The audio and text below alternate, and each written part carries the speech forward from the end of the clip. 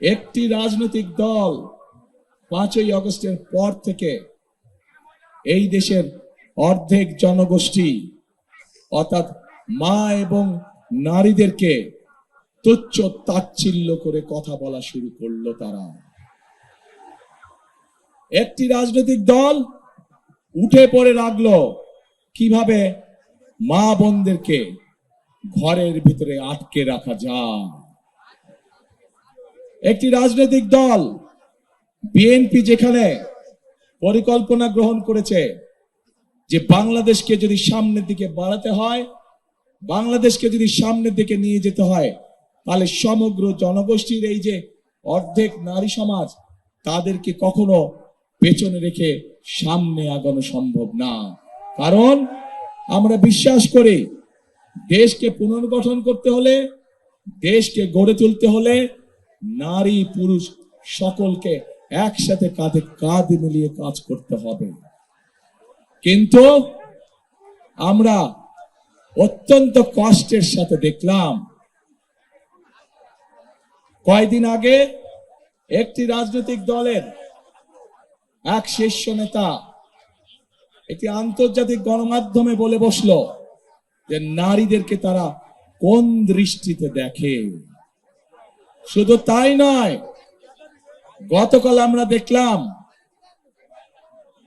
প্রিয় ভাই বোনেরা, গতকাল আমরা দেখলাম সেই নেতা, সেই রাজনৈতিক দলের নেতা বাংলাদেশের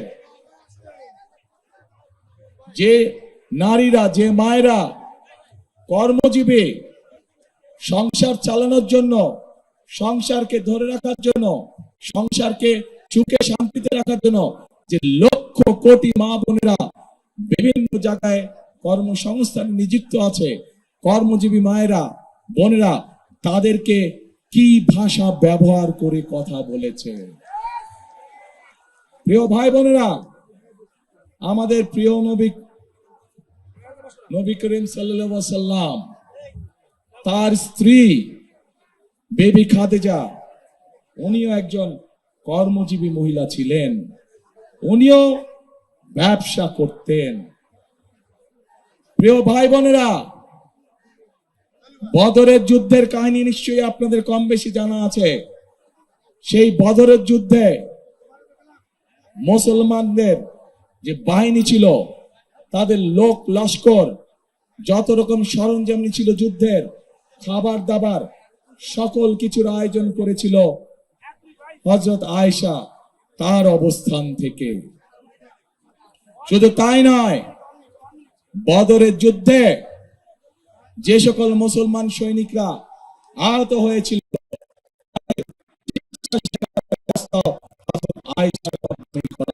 সেদিন যে নার্সিং সিস্টেম আমরা এখন দেখি, সেই নার্সিং সিস্টেম সেই সময় হযরত আয়েশার নেতৃত্বে হয়েছিল।